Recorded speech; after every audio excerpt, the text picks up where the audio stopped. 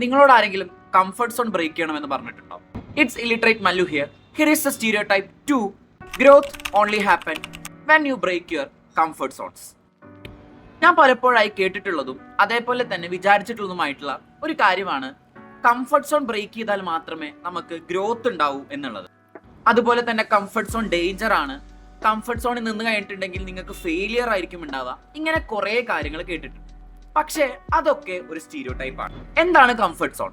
Comfort zone എന്ന് പറഞ്ഞിട്ടുണ്ടെങ്കിൽ നമുക്ക് പരിചയമുള്ള സ്കിൽസ് അപ്ലൈ ചെയ്യാൻ പറ്റുന്ന, അതേപോലെ തന്നെ നമുക്ക് മാനേജ് ചെയ്യാൻ പറ്റുന്ന സ്ട്രെസ് ഉള്ള, അതേപോലെ തന്നെ ലേണിംഗ് സേഫ് ആയിട്ടുള്ള ഒരു സ്പേസിനെയാണ് നമ്മൾ കംഫർട്ട് സോൺ എന്ന് പറയുന്നത്. അല്ലാതെ കംഫർട്ട് സോൺ എന്ന് പറയുന്നത് ലേസിനെസ് അല്ല, അത് സ്റ്റെബിലിറ്റി ആണ്. അപ്പൊ നമ്മൾ പെട്ടെന്ന് ആരുടെങ്കിലും വാക്ക് കേട്ടിട്ട് കംഫർട്ട് സോണിൽ നിന്ന് നമ്മളൊരു പാനിക് സോണിലേക്ക് മാറിക്കഴിഞ്ഞിട്ടുണ്ടെങ്കിൽ അത് ഗുണത്തിനേക്കാൾ കൂടുതൽ ദോഷമാണ് ആ ഒരാൾക്ക് ഉണ്ടാക്കുക. പേടി, അതേപോലെ തന്നെ ആങ്സൈറ്റി, ഡിപ്രഷൻ, ഇതിനൊക്കെ കാരണമാവാം ഇങ്ങനെ പെട്ടെന്ന് നമ്മുടെ കംഫർട്ട് സോൺ ബ്രേക്ക് ചെയ്യുന്നത്.